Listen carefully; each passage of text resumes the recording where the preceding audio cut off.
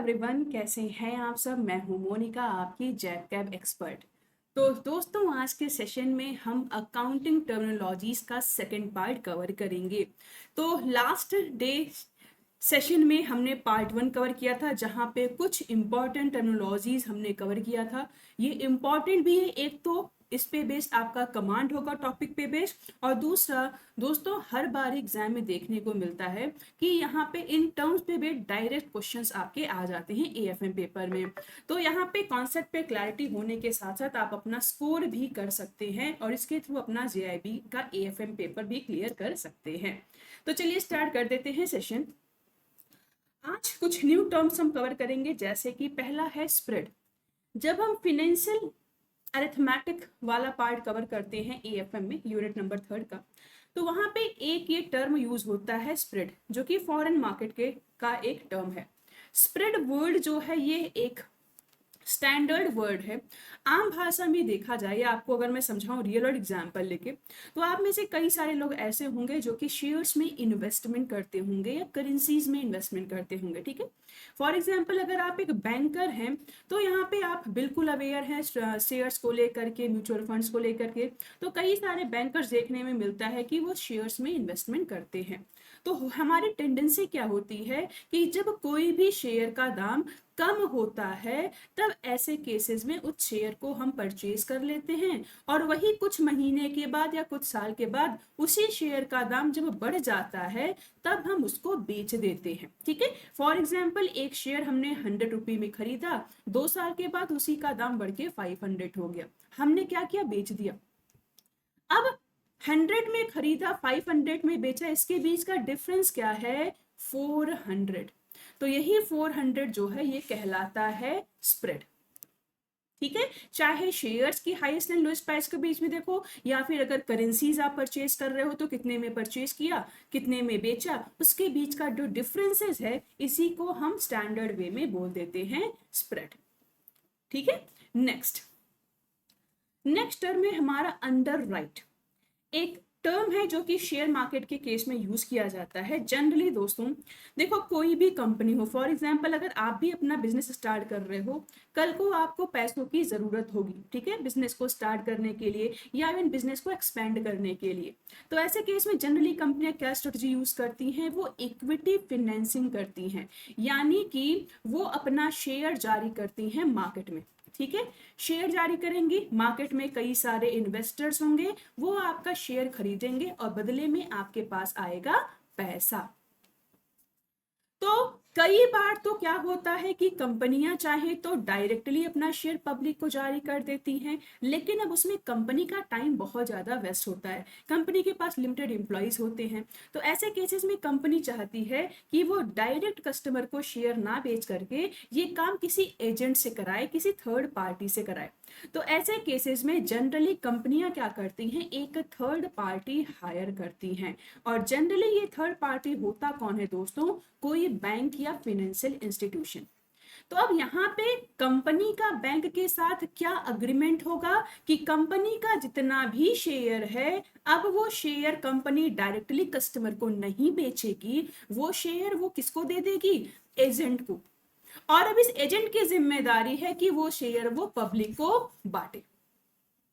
और इस काम के लिए ये जो एजेंट है यानी कि बैंक है, वो अपना कमीशन लेता है कंपनी से। ठीक है, तो अब ये बैंक के द्वारा यानी एजेंट के द्वारा जो बैंक का शेयर बेचा गया या ये जो अग्रीमेंट लिया गया, इसी टर्म को हम बोल देते हैं अंडर राइट। और यहाँ पे बैंक का जो रोल है, इसे हम बोलते हैं अंडर राइटर। इस प्रोसेस को हम बोलते हैं अंडर राइटिंग। ठीक है, ये टर्म जो है आपके पूछे जाते हैं। नेक्स्ट है कैश एंड इक्विवेलेंट। कैश का मतलब तो हमें पता है लिक्विड असेट्स होता है। कैश यानी हमें जब भी जरूरत हो, हमारे पास पैसा है, हम क्या करेंगे, तुरंत सामान खरीद सकते हैं। इक्विवेलेंट का मतलब कैश की तरह यूज होने वाले कोई भी मार्केटेबल सिक्योरिटी, जैसे चेक। ठीक है, आपको कोई सामान खरीदना है, आप कैश में भी पेमेंट कर सकते हैं, आप चेक में भी पेमेंट कर सकते हैं। इसका मतलब चेक को हम कैश की तरह यूज कर सकते हैं, इसलिए इसको हम कैश इक्विवेलेंट बोल देते हैं। Next, liquid assets. Liquid asset का मतलब क्या होता है दोस्तों? किसी भी ऑर्गेनाइजेशन के पास या इवन किसी भी इंडिविजुअल के पास, मेरे पास, आपके पास कोई भी ऐसी प्रॉपर्टी, कोई भी ऐसा एसेट जिसे जरूरत पड़ने पर हम तुरंत बेच सकें और हमें इजिली कैश अवेलेबल हो जाए। तो कोई भी एसेट जिसे हम इजिली कैश में कन्वर्ट कर पाए उसे हम लिक्विड एसेट बोलते हैं। ठीक है, अब लिक्विड एसेट में आपके पास रखा कैश जो आपके पॉकेट में पड़ा है ये भी आएगा, आपका जो बैंक बैलेंस है ये भी आएगा, उसके अलावा कुछ और सिक्योरिटीज भी आती हैं जिसका कोई मैच्योरिटी नहीं होता, और जब हमें जरूरत पड़ेगी उन सिक्योरिटी को तुरंत मार्केट में बेच के हम कैश का जुगाड़ या व्यवस्था कर लेंगे।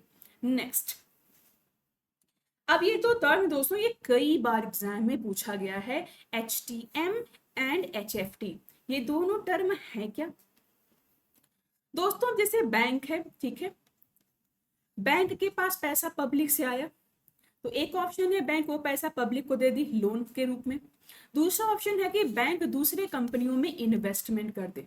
बैंक क्या करे? दूसरे कंपनियों में इन्वेस्टमेंट कर दे, किसी दूसरी कंपनी का शेयर खरीद ले, किसी दूसरी कंपनी का बॉन्ड खरीद ले, गवर्नमेंट का बॉन्ड खरीद ले। ठीक है, तो इस तरीके से गवर्नमेंट भी टाइम टू टाइम इन्वेस्टमेंट करती रहती है। अब जैसे मान लो कि कोई बॉन्ड था, बैंक ने डिसाइड किया ये बॉन्ड परचेज कर लेते हैं, बॉन्ड का एक एक्सपायरी पीरियड होगा, हमने माना कि 5 साल है। ठीक है, तो अब बैंक ने ये डिसाइड किया कि ठीक है अगर ये बॉन्ड हम परचेज कर रहे हैं तो तब तक अपने पास रखेंगे जब तक कि ये मैच्योर ना हो जाए। ठीक है, the securities acquired by the bank with the intention to hold them up to the maturity. Bank को इन्वेस्टमेंट करना है, लॉन्ग टर्म बेनिफिट लेना है, और बॉन्ड को अगर हम परचेज कर रहे हैं तो तब तक अपने पास रखेंगे जब तक कि वो मैच्योर नहीं हो जाता। इसी टर्म को बोलेंगे हेल्ड टिल मैच्योरिटी, मैच्योर होने तक अपने पास होल्ड किए रखना। इसी से मिलता जुलता दूसरा भी टर्म है हेल्ड फॉर ट्रेडिंग। ठीक है, जैसे मान लो यही बॉन्ड है, ठीक है, इसकी मैच्योरिटी 5 साल है, लेकिन अब आज हमने बॉन्ड को खरीद लिया,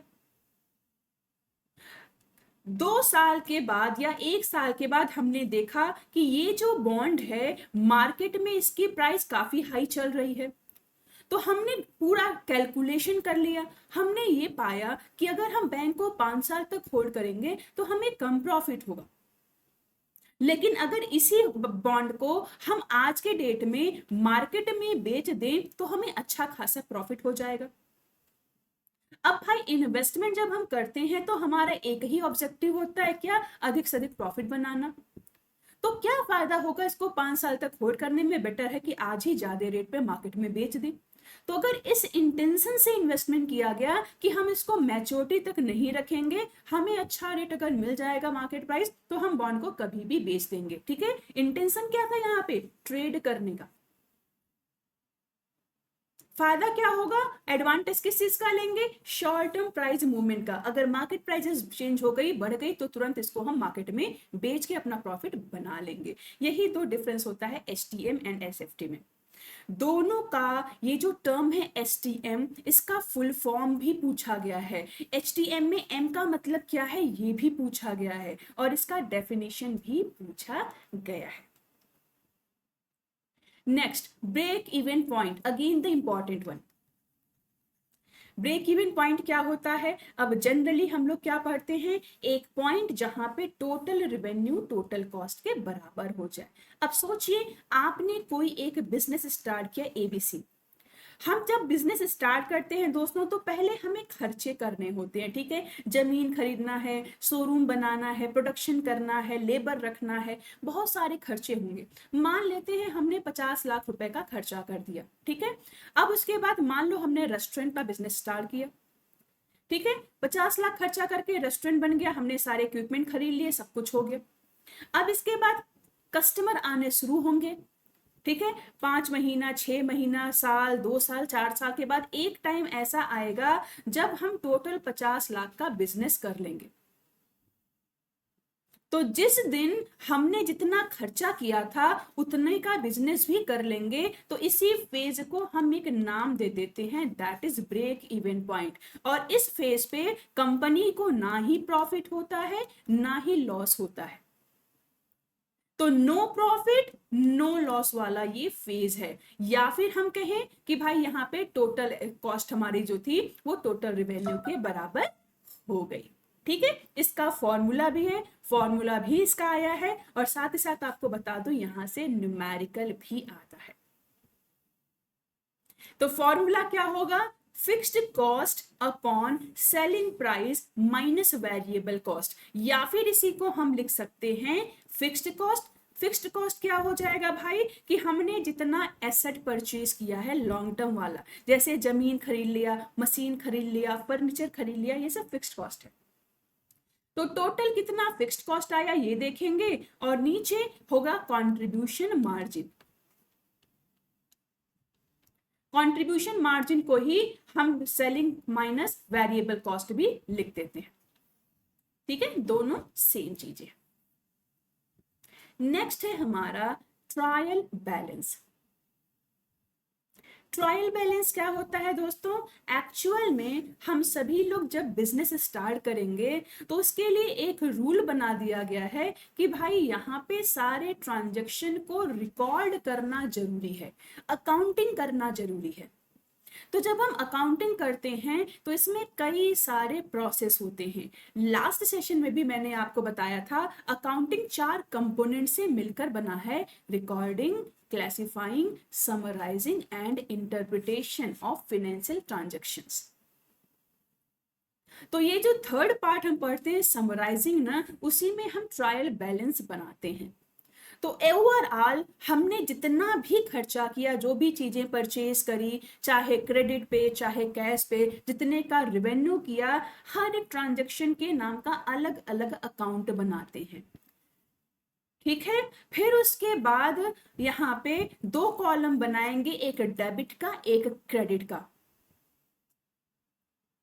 ठीक, अब लास्ट में ट्रायल बैलेंस बनाने का मोटिव क्या होता है दोस्तों, कि अब यहां आप फॉर्मेट में अगर देखोगे ध्यान से तो नीचे टोटल देखो, डेबिट और क्रेडिट साइड का इक्वल है, 3,76,000 देखिए यहाँ पे भी टोटल है हमारा, और क्रेडिट में भी टोटल है। तो इसका मतलब ये है कि ये जो ट्रायल बैलेंस हम बनाते हैं इसका मेन मोटिव क्या है, ये चेक करना कि क्या जो डेबिट बैलेंसेज हैं वो क्रेडिट बैलेंस के इक्वल है या नहीं। अगर ये दोनों वैल्यू इक्वल है, इसका मतलब जो भी चीजें हमने रिकॉर्ड किया है उसमें कोई भी एरर नहीं है। वहीं किसी भी कीमत तरह पे अगर डेबिट और क्रेडिट में वेरिएशन आ गए, जैसे यहीं पे 3,76,000 डेबिट आ गया और मान लो 4 लाख हमारा क्रेडिट आ जाता, इसका मतलब ये है कि हमने जो भी चीजें रिकॉर्ड किया है कहीं ना कहीं हमसे कोई गलती हो गई है। तो बस ट्रायल बैलेंस बनाने का एक ही मोटिव होता है, ये जानना कि जो भी चीजें हमने रिकॉर्ड करी हैं कहीं उसमें कोई मिस्टेक तो नहीं हो गया, कोई एरर तो नहीं हो गया, और अगर एरर है तो फिर उस एरर को हम आइडेंटिफाई करके वहीं पे रेक्टिफाई कर देते हैं, करेक्ट कर देते हैं, जिससे आगे जब हम फाइनेंशियल स्टेटमेंट बनाएं, बैलेंस शीट बनाएं या इनकम स्टेटमेंट बनाएं तो वहां पे कोई भी मिस्टेक ना हो।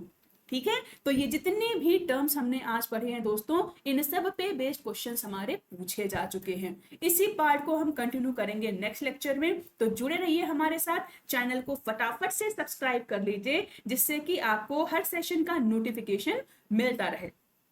आई होप आपके सारे डाउट्स क्लियर हो जाएंगे। इनकेस कुछ भी आपके क्वेश्चन है तो नीचे कमेंट सेक्शन में आप मेंशन कर सकते हैं। ठीक है, मैं आपको गारंटी दिलाती हूँ दोस्तों, नेक्स्ट साइकिल में आपका एएफएम डेफिनेटली क्लियर हो जाएगा अगर आपने हमारे सारे स्ट्रेटजीज को फॉलो किया और उसी पैटर्न से आपने पढ़ा जिस तरीके से हम आपको गाइड कर रहे हैं। अभी हम शॉर्ट सेशंस आपके लिए लेके आ रहे हैं जिससे छोटे छोटे सेशन के थ्रू ही आपका कॉन्सेप्ट पे क्लैरिटी बनता रहे। फिर इसके बाद हम आपके लिए कुछ प्रैक्टिस क्वेश्चंस लेके आएंगे, वही क्वेश्चन जो प्रीवियस ईयर में पूछे जा चुके हैं। इससे आपको आइडिया भी हो जाएगा कि क्या लेवल है, क्या पैटर्न पूछा जाता है। तो इसी के साथ सेशन एंड करूंगी, और ये टीजी ग्रुप है, हमारी ऑफिशियल आईडी है, इसको आप सभी लोग ज्वाइन कर लीजिएगा। Thank you so much everyone.